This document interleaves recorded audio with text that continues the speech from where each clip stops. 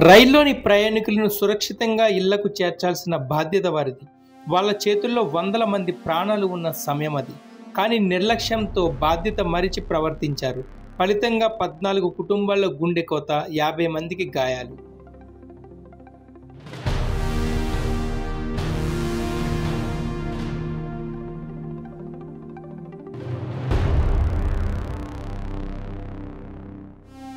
గతేడాది విజయనగరం జిల్లా కంటకపల్లి జంక్షన్ వద్ద 2 రైళ్లు ఢీకొన్న ఘటనలో ప్రమాదానికి గల కారణాలను రైల్వే మంత్రి అశ్విని వైష్ణవ్ తాజాగా వెల్లడించారు.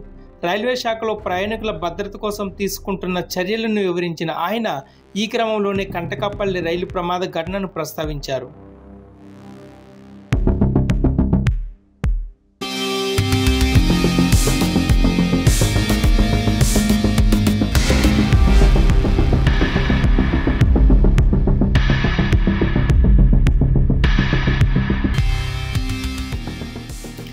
ఈ ప్రమాదానికి లోకో పైలట్ల నిర్లక్ష్యమే కారణమని మంత్రి వెల్లడించారు. ప్రమాద సమయంలో పలాస ప్యాసింజర్ రైల్లోని 2 లోకో పైలట్లు రైలు నడుపుతూనే సెల్ ఫోన్లో క్రికెట్ చూస్తున్నారని చెప్పారు. డ్రైవింగ్ మీద పరధ్యానంగా ఉండిపోవడంతోనే ఈ ప్రమాదం జరిగిందని ఆయన వెల్లడించారు. ఈ ఘటన తర్వాత లోకో పైలట్లను నిత్యం పర్యవేక్షించేలా కొత్త వ్యవస్థను తీసుకొచ్చినట్లు చెప్పారు. ఈ ప్రమాదానికి కారణమైన loco pilot, assistant loco pilot మీద చర్యలు తీసుకున్నట్లు ఆయన తెలిపారు.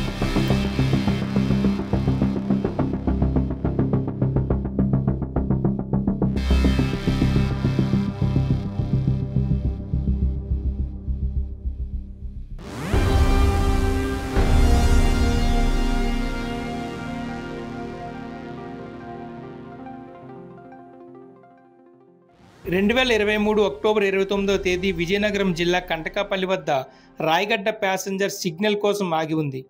అయితే అదే సమయంలో వెనక నుంచి వచ్చిన విశాఖ పలాస ప్యాసింజర్ రాయగడ ప్యాసింజర్ను బలంగా ఢీకొట్టింది. ఈ ఘటనలో 14 మంది చనిపోగా 50 మంది వరకు గాయపడ్డారు. అయితే ఈ ప్రమాదానికి మానవ తప్పిదమే కారణమని యాక్సిడెంట్ మీద దర్యాప్తు జరిపిన కమిషన్ ఆఫ్ రైల్వే సేఫ్టీ అధికారులు తేల్చారు.